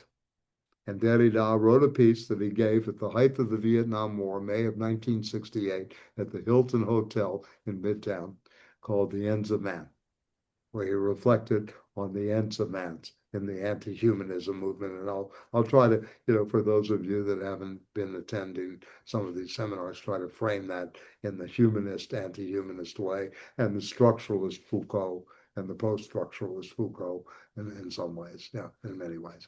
But I see here in this, and one of the reasons I chose it is to lead into Sartre, that Josh is picking up on. This was very influenced by existential, categories, right, very early on. Yeah, that he gives up for kind of structuralism, but it's interesting to begin to see these changes in Foucault. So anyway, thence by way of an analysis of the structures of existence, right, of this very existence which bears such and such a name and has traversed such and such a history. You know all this thing. What's your history? What's your family history? You go to the psychiatrist or the therapist, tell me about your family, tell me about the conflicts, tell me about this and that. So Foucault understands this as structures, right? Such as he moves continually back and forth between the anthropological forms and the ontological conditions of existence. This is Heidegger, this is Kojève, and this is Husserl, all in one. Yeah, what are the conditions that get us outside of philosophical anthropology into ontology, right? This is he's problematizing very early at the tender age of 28 things that still perplex philosophers. Yeah, is Sartre and Kojève, are they the last remnants of philosophical anthropology that Heidegger has overcome this, especially the later Heidegger? Does Marx overcome philosophical anthropology in Capital? This is a very good question, by the way, because most people want to still talk about alienation. Yeah, and alienation is still within the philosophical anthropological, constellation, if you will. Yeah, yeah. So very, very important to keep in mind. It continually crosses a dividing line that seems so difficult to draw, or rather, he sees it ceaselessly crossed by a concrete existence, and the real limit of Menschsein and Dasein is manifested. Hence, nothing could be more mistaken than to see in Binswanger's analysis an application of the concepts and methods of the philosophy of existence to the date of clinical experience. Very interesting. Or the data, I'm sorry, data of clinical experience. It is matter for him, Binswanger now he's talking about his intention, of bringing to light, by returning to the concrete individual, the plane where the forms and conditions of an existence articulate. And I think this is very important.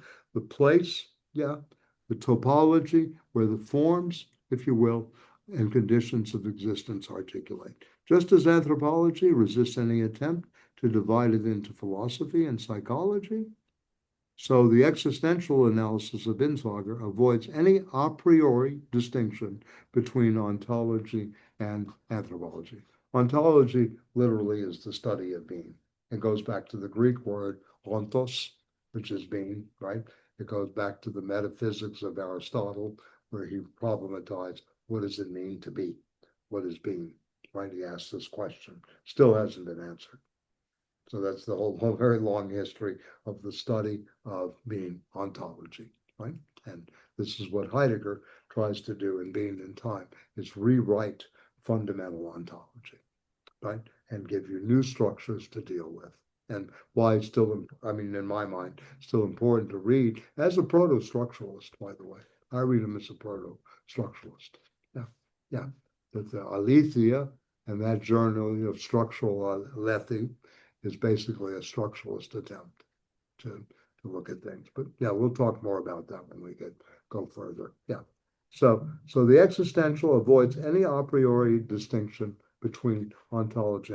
So one avoids the distinction without eliminating it or rendering it impossible. It is relocated at the terminus of an inquiry whose point of departure, of course, I have this paper, this marked, is characterized not by a line of division, but by an encounter, again, with concrete existence.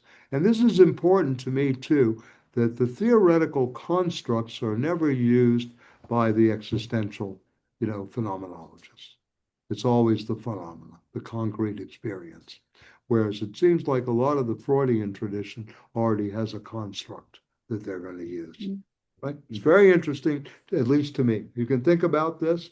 I mean, I know that a really good analyst can get beyond that, but most people that practice Freudian psychology, Freudian analysis, have a predetermined construct that is imposed on the therapeutic encounter and takes away from the depth of the concrete experience. I want to just say that, in a way. Yeah, yeah. So, you have any thoughts about this or no? Or about this section? Yeah, please. What kind of, Yeah. I guess I just have this weird, it kind of bugs me that they think that they can just encounter concrete experience. I guess at heart, I'm somewhat of a Kantian in this regard, where it's like, well, Kant thought that you didn't have access to the things in themselves, that we were limited to our own subjective interpretation of reality, and we couldn't know what lies beyond the phenomenal realm, right? And the phenomenologists tend to do is just to say, like, we can encounter concrete experience, like existence, without taking into account this type of skepticism, where there is something that we can't encounter, like what is truly real lies beyond the realm of possible experience. And so, how do they address this kind of Kantian skepticism? It doesn't. Well, they think they can go beyond it because they don't really presuppose. They think the pneumal realm is accessible, unlike Kant. Yeah, and that's how do they think that? Well, it's like how Hegel thought it too. It was thought in terms of subject-object experience. It was deconstructed that way into the subject-object. Yeah. Right? The dichotomy collapsed. No longer was this a subjectivity that was constituting the object. Yeah. This was both anti-Cartesian and anti-Kantian in some ways. Even though you raise very good points, because I think, you're on to something. This is a very deep conversation in a sense, and people that have philosophical background, know this, that, the Kantian realm of experience, right, the experiential, is very influential on Husserl too. I mean, that you have this world of experience. And we'll go through this. I mean, again, we'll put up two other German words on the board that we can go back to throughout. There's Erlebnis, which is basically the surface experience, right? I don't know what I did with the chalk.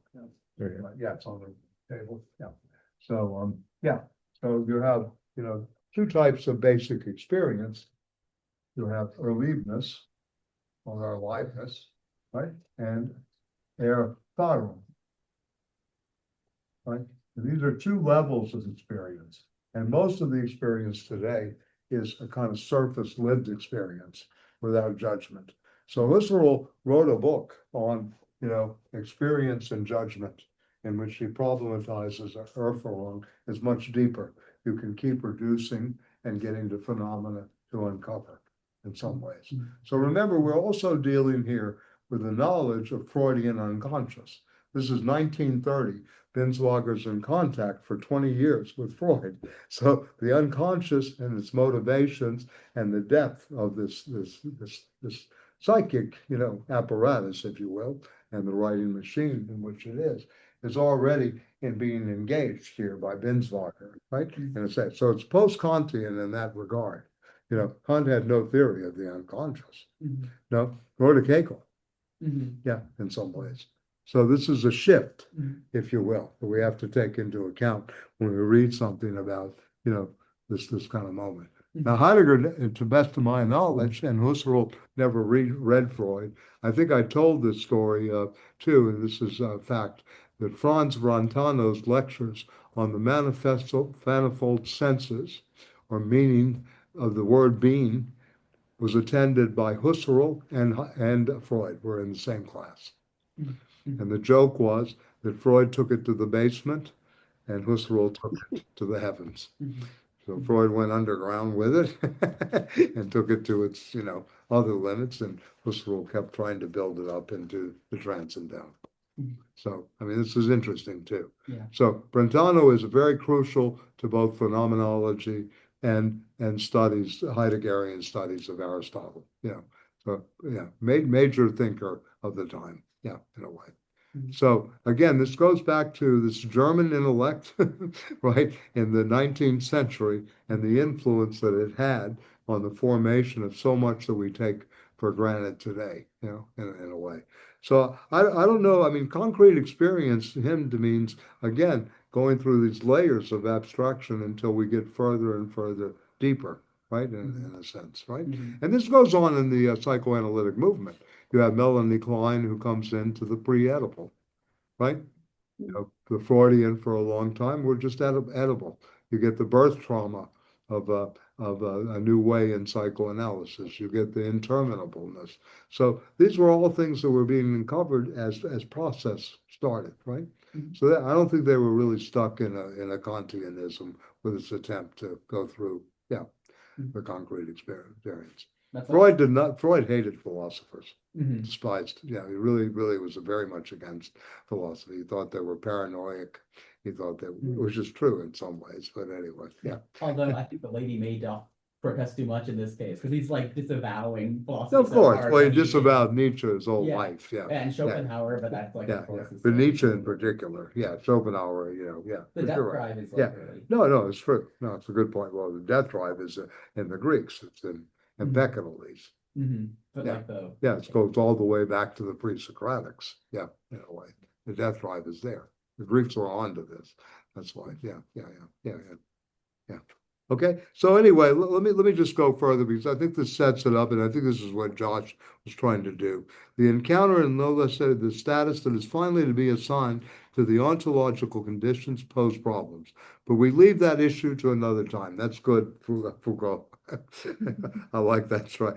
We only want to show that one can can enter straightway into the analysis of Binswanger and get to what they signify by an approach no less primordial, right? No less basic than that by which he himself reaches the concrete existence of his patients, right? This is very interesting. And, if you want to read a case of Binswanger besides the dream, the case of Ellen West is really worth reading. How he deals with this case of a woman's pathology. Ellen West is the name of the case study. Yeah. And Laing was tremendously, R.D. Laing was very, very much influenced by this case study. So detouring through a more or less Heideggerian philosophy, detouring, remember, we're not going straight ahead with Martin, detour ahead, is not some initiatory rite which might open the door to the esotericism of the analysis of the design. The philosophical problems, but they are not preconditions. This is interesting. It said, therefore, we may dispense with an introduction, and this is all introduction we're doing tonight, which summarizes being in time in numbered paragraphs. And we are free to proceed less rigorously. Once our proposal is only to write in the margins of dream and existence. Now we've heard this before, right in the margins, right? This is Derridian practice in some ways that he does later, than Foucault. They had an ongoing debate many years, these two. Yeah. Great respect for each other. But yeah. So I hear Balibar has a concept that Matteo uses in his new publication, right? About some kind of coming together of things. He used it for the Foucault. Yeah. It's kind of not eclecticism, but a kind of new term. I'll remember. Was it Yeah, Etienne Balibar, who was one of Louis Althusser's, sons, so to speak. Yeah. But anyway, we'll go back to this. But Balibar, by the way, if you're interested in Foucault, wrote a very good piece on Foucault's nominalism, right? Is a kind of an interesting attempt to understand Foucault from a kind of philosophical position. But let's stay with him right here and try to get. So only to write in the margins. So this is interesting. We're going to write in the margins of the study. The theme, the first of the texts of Binswanger, which belongs strictly to the analysis of Dasein, is less dream and existence than existence as it appears to itself. It's very interesting to me. Yeah, this is an anti-Freudian move, right? Dreams are the road to the unconscious. It's also like an anti-Platonist move because it's no longer representational, right? The dream does not mean something other than the Oh yeah. dream itself. Well, you know, speaking of representation, these dudes are all against representation. Yeah, I well, think. Nietzsche. Yeah, it's gone. Yeah, it's exactly. It's from Nietzsche, even back to Marx, right? In many ways. Yeah. Although Marx is sort of like, because if you look behind politics, there's class struggle. So it's Well, yeah, but I'm talking about the phenomena, how he approaches the phenomena. It's no longer representational. Yeah, this way. Okay, so anyway, it can be deciphered in the dream existence, in that mode of being of the dream in which it announces itself in a meaningful fashion. It is not a gamble, however, to want to circumscribe the positive content of existence, right? And by reference to a mode in which it is least engaged in the world, right? Is it not a gamble? Least engaged in the world. If Menschsein does contain meanings which are peculiar to it, will they reveal themselves in a privileged way in that dream moment when the network of meanings seem to condense, where the evidence clouds over and where the forms of presence are the most blurred? Interesting. The paradox constitutes, in our opinion, the major interest of dream and existence. The privilege of meaning accorded by Binswanger to the oneric is doubly important. It defines the concrete progression of the analysis towards the fundamental forms of existence. Dream analysis does not stop at the level of a hermeneutic of symbols. This is an attack on all kinds of post-World War II hermeneuticians, right? Including Paul Ricoeur, Jean Beaufret, the whole Christian tradition of people. Rather, starting from an external interpretation, which is still only a kind of deciphering, it is able, without slipping into a philosophy, and remember, he doesn't want to slip into a philosophy. This is the grounding, again, of a new psychology, right? A new way of doing history, to arrive at a comprehension of existential structures, right? Very interesting. So this goes back again to Heidegger, why it's so important, at least in Foucault's case, to remember the existentialia and the existential in terms of structures that we're all part of, right? That we deal with, right? The meaning of the dream continually deploys itself, right, from the cipher of appearance to the modalities of existence. On the other hand, this privileged status of dream experience silently, encompasses in this text a whole anthropology of the imagination. Great term, anthropology of the imagination, that requires a new definition of relations between meaning and symbol, right? Between image and expression. Very interesting. In short, a new way of conceiving how meanings are manifested. Right? Yeah, go ahead, Josh. No, I just think that's that's the most important part. Yes. Of all of this is to think a new way of thinking meaning. Yes, absolutely. Through images and dream as existence itself. You know, exactly. It's a very interesting idea. Yes. So he goes on. You know, these two aspects of the problem will occupy us in the ensuing pages, all the more so to the degree that Binswanger has left them unclarified. We're not trying to parcel our credit, to be sure, but rather trying to express in this way what it is to recognize, and he puts that in quote, unquote, right? Recognize a line of thought that brings us even more than it says, while still hoping to remain properly modest towards its history. Yeah, very nice moment there. Stay humble, but at the same time, take the risks, right? To go into this. So what I do all the time are coincidence of dates. You know, we spent all this time of the making of the modern consciousness. This is Foucault. The consensus is worth underscoring. Husserl's Logical Investigations, 1900. I already mentioned this, and I didn't get this Foucault. I'm glad he does this. And Freud's interpretation of dreams. He forgot to mention Nietzsche's death. Yeah. Oh yeah. Nietzsche died, carrying around pieces of paper with poems to his girlfriend, the sun. And he said his last words were, "Mama, I am dumb." Yes, that's right. Freud. That's right. Very Freudian. Yeah. Twofold attempts by man to recapture his meaning, and Josh is right, and recapture himself in his significance, right? In a way. So what is Heidegger's task in Being and Time? We have forgotten the being, right? The question of being. We forgot how to question ontologically. Second, what is the meaning of being? It's going to be clarified over Being and Time, or being as time. And one of the reasons, the experiments in time during this period in Joyce's Ulysses, you see it in painting too. Heidegger and Brock were very close to sculpture, George Brock, very close. They remained friends to the very end. Of course, so the meaning of being, what is this meaning of being, going forward? Yeah, what does it mean to be? You asking me? No, I'm not. I'm just I'm throwing it out rhetorically. Yeah, rhetoric. Yeah. Rhetoric and temporality, if you will. You can put a heading. Yeah, we're dealing with rhetoric and temporality. So the dream makes its entry, and most of you have read this, especially if you haven't read the interpretation of dreams. I would read chapter 7 on exactly what Gabriel was speaking to, representation, right? This is where representation is deconstructed, right? In chapter 7 of the interpretation of dreams, right? I mean, the whole book is worth reading. It's very funny at times. One thing I always liked about Freud is an enormous amount of humor all throughout. Just like Marx in Capital. People forget this.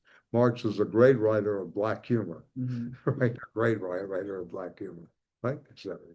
Yeah. So anyway, in the dream experience, right, the meaning of behavior seems to blur. As waking consciousness darkens and flickers out, the dream seems to loosen, finally to untie the knot of meanings, right? This is Freud speaking, not Foucault, right? And he's going to take this up later in terms of functional lines and counter meaning, right? Necessary to the surface of the dream, right? That really wasn't your boyfriend in the dream, right? You know how he operates. That really wasn't your girlfriend in the dream, right? And it's that. Yeah. You think that was your sister. Anyway, or look, the great story of the analysis, you go into the analysis, what do you want? And you go through this long spiel of what you want, and then the analyst says, no, but what do you really want? So this is the next layer of everything that happens, right? In a sense. So yeah. So very, very interesting too. So the dream betrays the meaning even as it affects it, offering it only while ephemeralizing it.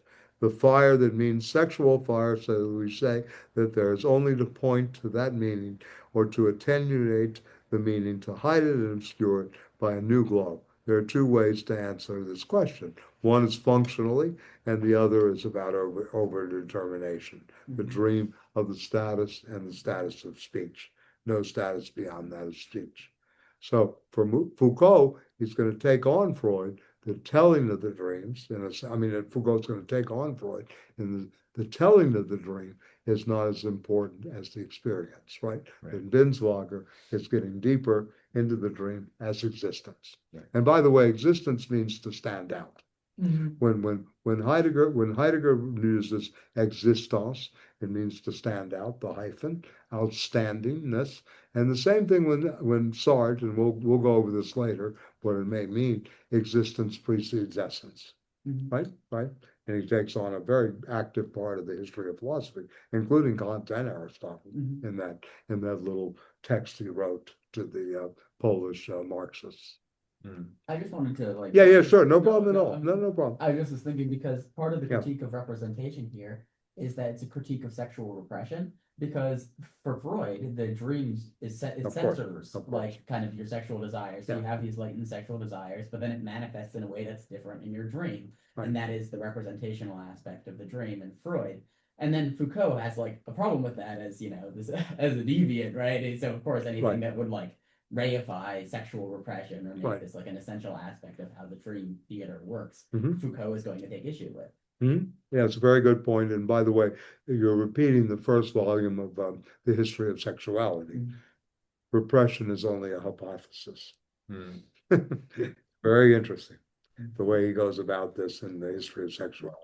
3 volumes, he got bored with it, from my understanding, and didn't complete the 10-volume study. Said, it's boring me. Yeah, and he went into, I think, kind of ridiculously so, into governmentality, but you know, who knows? You don't like governmentality? Not especially, but it's just me, just me. It's okay, it's okay. But you like lots of rest. Yeah, but he doesn't really, I mean, yeah, in some ways, I'm not That so sure. book? Yeah, in some ways, yeah.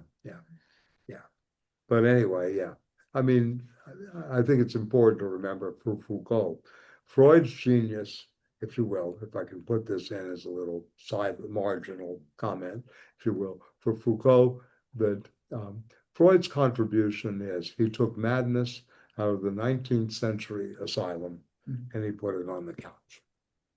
That was his genius, his stroke of genius. I can make all the madness that's going on in the sanitariums, right, in the insane asylums, you know, et cetera, and I put it all on the couch, right? And through free association, through the interpretation of dreams, through the therapeutic movement, through transference and countertransference energies, you know, that are going on in the therapeutic encounters. So this was his meta, you know, approach, if you will, to Freud in some ways. Even though there's great respect, you know, he understands the presence. I mean, look, by 1930 in Europe, in the United States too, you remember Freud's son-in-law is, Bernays. David Winters knows this well, the thinker of propaganda. Most of the advertising comes out of Bernays. This is Freud on Madison Avenue, in a sense. You know, vulgar Freudianism, in my opinion, but still, it happened that way. You had ego psychology here, the strengthening of the ego, the big 3, Lowenstein, right?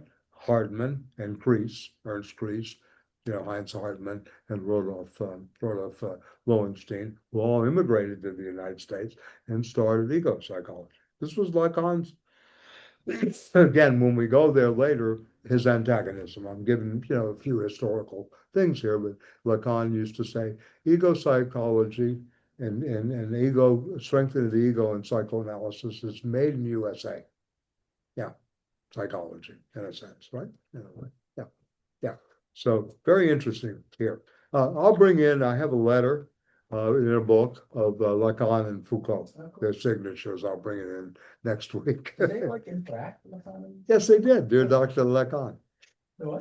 Dear Dr. Lacan, yes, yeah. The dress and everything of where Lacan saw patients and then Foucault's, apartment. Yeah, very close to each other.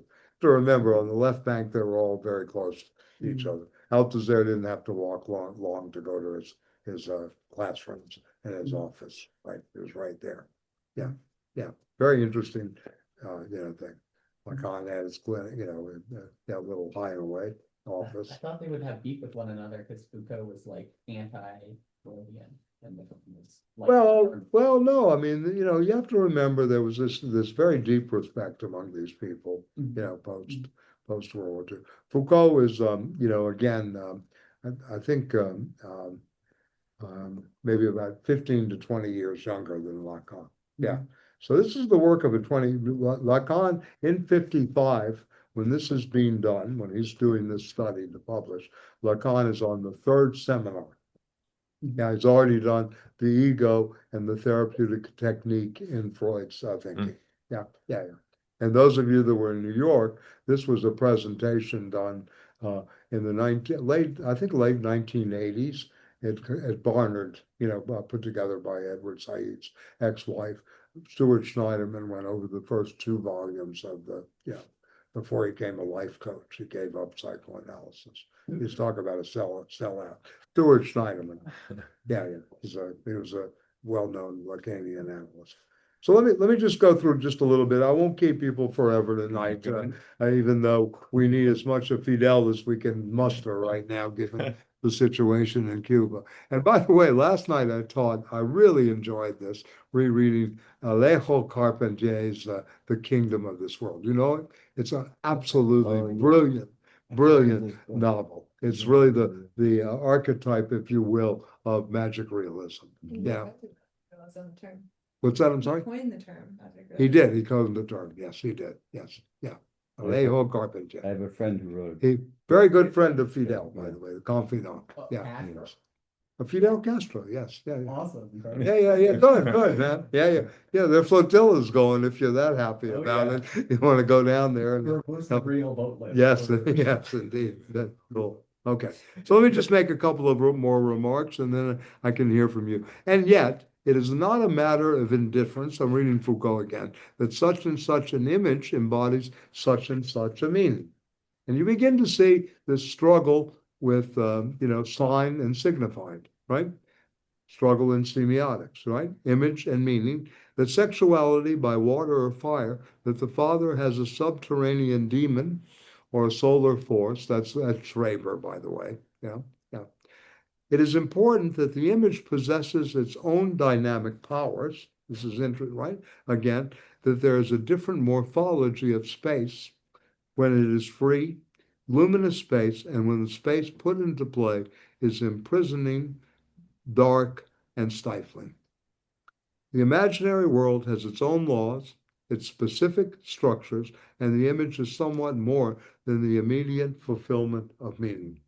It has its own destiny. And the laws which govern it are not solely significant propositions, just as the laws of the world are not simply decrees of will, even a divine will. Freud caused the world of the imaginary to be inhabited by desire, capitalized, desire, right? As classical metaphysics caused the world of physics to be inhabited by divine will, right? Descartes, right? Very interesting. The way this is working, right? And understanding a theology of meanings, right? To which the truth anticipates its own formulations and completely constitutes them. The meanings exhaust the reality of the world, which display that reality. One might say, this is very good, and I'll conclude here, this paragraph. One might say that psychoanalysis gave the dream no status beyond that of speech. This is very important to remember. And failed to see it in its reality as language, right? Very interesting. The difference between parole and langage. Lacan, the unconscious is the structure of the language. It's structured like a language. Structured like a language. He used a simile, like a language. He didn't say the unconscious is a language. It is structured. Structure is the important part, like a language. Okay. Right. And this is a French thing again. It's not structured, again, by speech.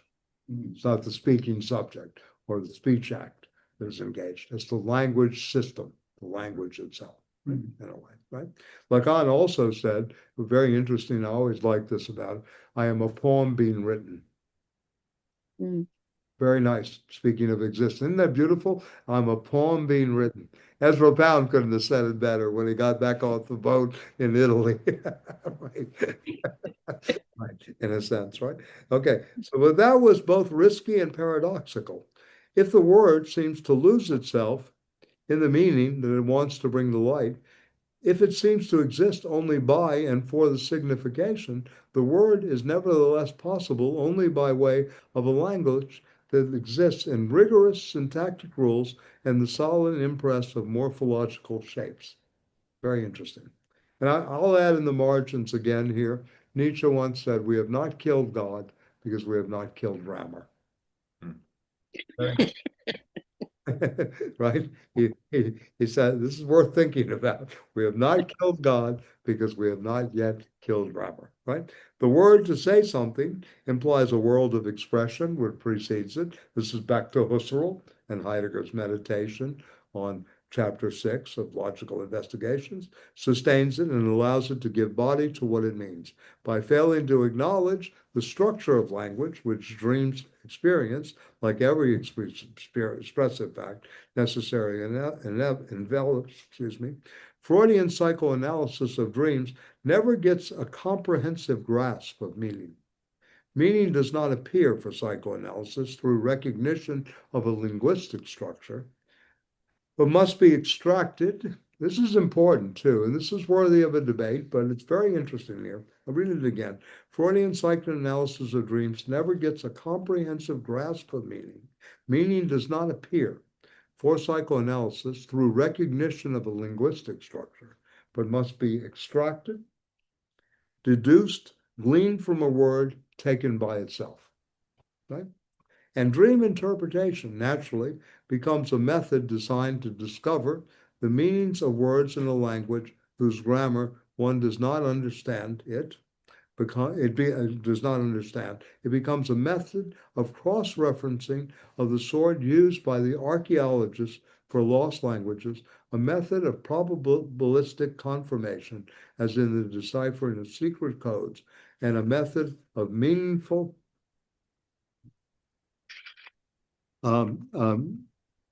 coincidings, as in the most traditional arts of divination. The boldness of such methods and the risks do not invalidate their results. Nevertheless, the uncertainty of the starting point is never entirely dispelled by the constantly increasing probability that develops within the analysis itself, not entirely eliminated by the number of cases that come to sanction a kind of inter-individual lexicon of the most frequent symbolization. Freudian analysis retrieves, if you will, right, only one meaning among the many possible meanings by the shortcut of divination or by the longer route of probability, right? Yeah, very interesting. And the expressive set or act itself is never reconstituted in its necessity. Very important. And then I'll end with this.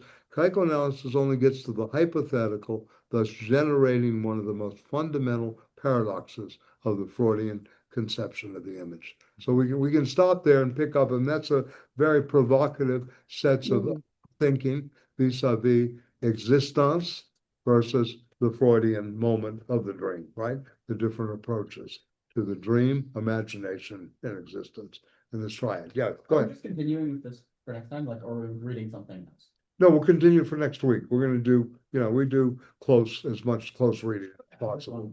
No, we don't rush. Okay, Yeah. I mean, it's 10 weeks, but we won't rush. Not going to rush. No, it's okay. I mean, I have my old friend Aronowitz used to say, not so fast. So, yeah, he was always talking about my driving, but anyway, not so fast. Anyway, take it slow. We're going to take it slow. I want you to ground yourself in this debate here between the phenomenological approach to, if you will, mental illness, narcissism, right? Other things like this. I don't like the term mental illness at all. I'm very interested in what therapeutic milieu we're creating today. What's really going on? This is for the future, right? It's really, in a way, to use Foucault's sense, the archaeology of the present. We're going back to this in order to, take care of generations to try to understand where we are. Mm-hmm. Trump is a very bad dream, to put it mildly. Trumpism is a worse dream. Nightmare. Yeah, exactly. Right. So, the nightmare, web of lies, etc., whatever kind of, adjectival modifiers you want to put on it. This is bad, to put it mildly. And part of the problem is we're also living in a world where digitalization is not helping. Yeah. I just read Alex Karp's 22 it's about how to control the earth through AI. These are monsters, these people. By the way, Patrick, Alex Karp worked with Habermas. He did his dissertation. It doesn't surprise me. It surprised me one bit. Yeah, Alex Karp is Peter, guy. He's a native German speaker. He's studied in German. He wrote his dissertation in German under Jürgen Habermas. Yeah. Communicative action, the theory of communicative action, the Silicon Valley types. Yeah, Habermas. Yeah. He's a virulent anti-Heideggerian Habermas, because Heidegger was this irrationalist, and it's all about rational, liberal conversation. Oh, I hear this all the time from my friends in Montreal. Yeah, all this bullshit about, yeah. Are they like Yeah. Habermasians? Yeah. Yeah. No, they're not Habermasians, but they don't Everybody is. really understand. I mean, All my Heidegger friends hate is an amazing thinker. He really unveils everything in a certain way. I mean, it's kind of like, I'm sorry you don't have this, but I'll fill you in, we go ahead. And, the unveiling, the unconcealing that he did is amazing. When you really start to look at some of these sections in Being and Time, I've read the book, multiple times and studied it for a long time, and have tons of material on it, about it, and thought it through, and many discussions, groups, etc. But every time I go back to it, it's very, very impressive. Yeah. In a sense, It's very- he's the thinker of time. Yeah. I mean, he's really the thinker of time. Yeah, it's not labor time.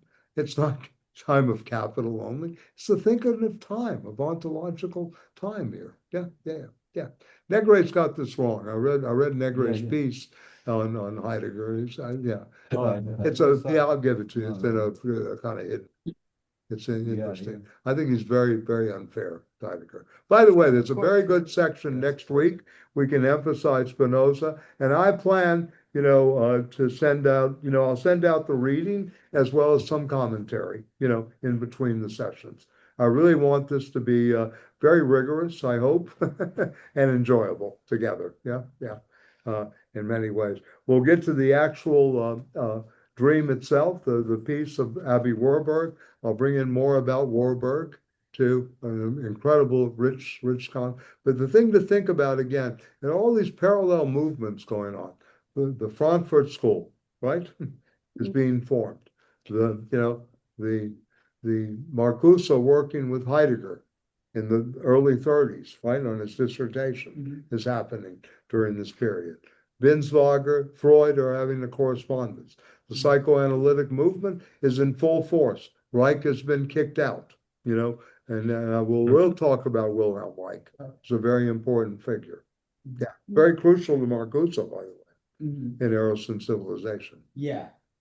I have a friend whose dad was a patient of Reich?